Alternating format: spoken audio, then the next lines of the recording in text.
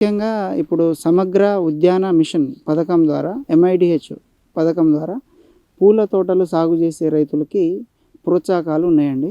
ముఖ్యంగా వాణిజ్య పంటలు అయిన పత్తి, మిరప అవి పంటలతో కొంచెం లాభాలు రాక రైతులు కొంచెం నష్టాలు చవిచూడాల్సి వస్తుంది ప్రజెంట్ ఉన్న పరిస్థితుల్లో.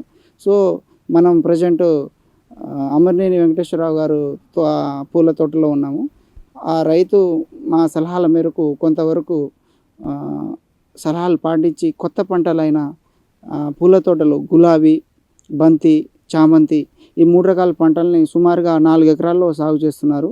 దీనికి ఉద్యాన శాఖ ద్వారా 2.5 ఎకరాలకి అంటే 1 హెక్టార్‌కి రూ.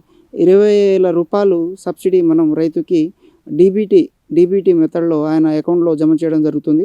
అలాగే రైతుకి కావాల్సిన సాంకేతిక సలహాలు అంటే ఏ రకమైన పురుగు వస్తుంది, ఏ రకమైన తెగులున్నాయి, దాని మీద రైతులకి సమగ్రంగా మనం వివరించడం జరుగుతుంది.